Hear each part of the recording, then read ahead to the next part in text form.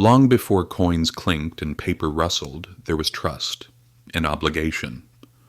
Thousands of years ago in the clay cities of Mesopotamia, debt was not a financial idea. It was a moral one. Farmers borrowed grain from the temple to survive a bad harvest. Traders promised repayment in silver or goods.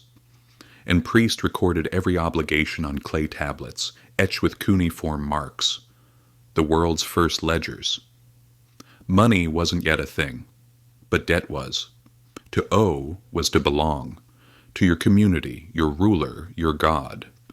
And in these early societies, the entire economy ran, not on cash, but on credit systems of faith and memory. When a drought struck, debts were forgiven in grand jubilee ceremonies. Kings wiped the slate clean to restore order, not out of mercy, but necessity. Because they understood something we've long forgotten. Debt creates loyalty until it destroys it. As civilizations grew, so did their debts. The great empires, Babylon, Persia, Greece, were built not only on conquest but on credit. Merchants financed voyages with borrowed silver. Soldiers were promised pay after campaigns. And rulers borrowed from temples to fund wars that would pay for themselves. By the time Rome rose, debt had become both a weapon and a chain. Roman citizens could lose their freedom for unpaid loans. Yet the empire itself thrived on credit, funding roads, legions, and palaces through state borrowing and taxation. When the Republic turned empire, private debt became public burden. Rome discovered a dangerous truth. If enough people owe money, no one can afford for them to fail. When the Middle Ages dawned, the power of debt moved from temples to banks. In the city-states of Florence, Venice, and Genoa, families like the Medici turned lending into an art form. Their ledgers stretched across continents. They financed popes, kings, and entire wars. A banker in Florence could ruin a monarch in Paris, not with swords, but with ink. This was the birth of financial leverage, centuries before the term existed. Credit became power, and money, once tied to metal, became something abstract, a promise backed by influence. Religious leaders condemned interest as sin, usury. But they still borrowed, because the church, like kings, needed gold it didn't have. Thus began a cycle that never ended. Faith versus finance, morality versus necessity. And the quiet truth, debt builds civilizations and destroys them. By the 17th century, entire nations were built on borrowed money. England's wars against France, Spain's colonies, Holland's trade fleets, all financed by state debt. In 1694, the Bank of England was founded not to serve the people, but to fund the crown. It was the first time a government institutionalized borrowing, issuing bonds backed by taxes. Investors bought those promises. They didn't buy gold. They bought trust. And that trust fueled the Industrial Revolution. But with every empire's expansion came a bigger bill. The age of conquest was also the age of compounding interest. And when those debts grew too large to pay, inflation, devaluation, or war followed. Debt had become the bloodstream of modern civilization, and no one knew how to stop its pulse. By the dawn of the 19th century, the hum of factories replaced the silence of fields. Steam, iron, and ambition fueled a new kind of empire, industrial capitalism. But machines were expensive and innovation demanded risk. So, banks invented a miracle: credit expansion. A small factory owner could now borrow vast sums, betting tomorrow's profit against today's loan. Railways stretched across continents, not because kings decreed them, but because investors lent. Debt was no longer shameful, it was progress, yet beneath the smoke and steel a quiet fragility grew. If too many factories borrowed too much, a single downturn could collapse them all. This wasn't feudal debt or royal borrowing anymore. This was the age of systemic risk. When one domino fell, so did the rest. And every government learned a hard truth. To keep the engine running, you must feed it with more fuel, more credit. In 1929, it all came crashing down. America had built a mountain of speculation, stocks bought on credit, fortunes made overnight. But when confidence cracked, the mountain collapsed. Banks failed, businesses shuttered, millions lost everything. The Great Depression wasn't just an economic crisis, it was a reckoning with the idea of debt itself. For decades the world had believed that credit was infinite, that as long as the music played, everyone could keep dancing. But now the dance floor was empty and the lights were out. Governments learned a grim lesson. When credit collapses, so does democracy.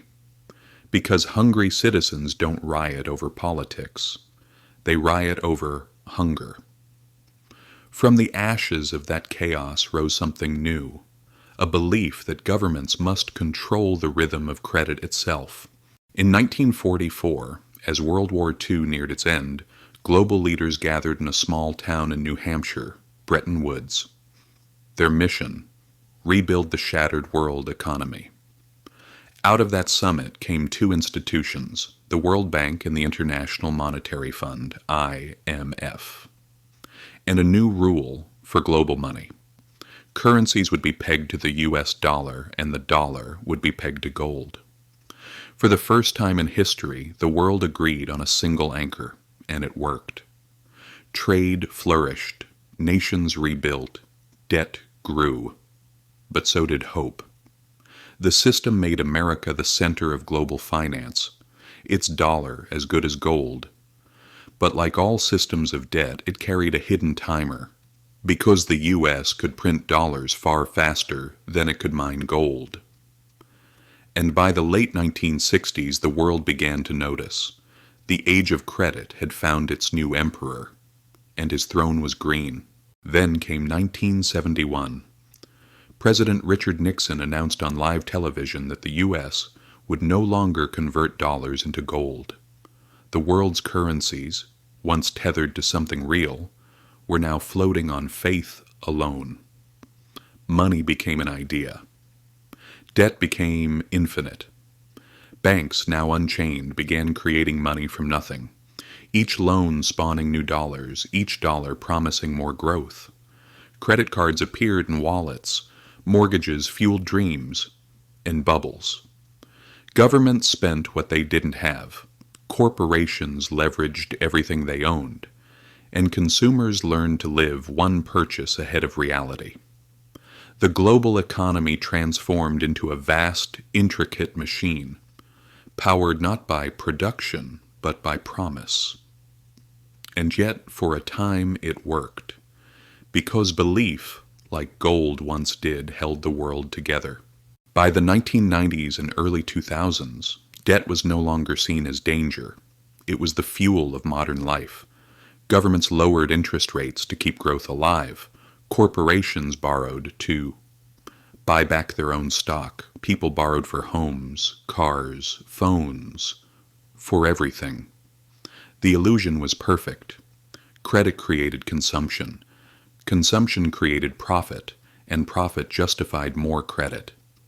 Until 2008. When the housing bubble burst, the world came within inches of total collapse.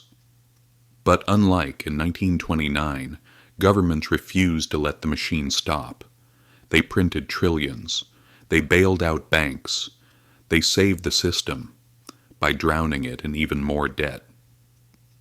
The world economy survived, but something fundamental changed. Risk had been socialized and debt had become eternal.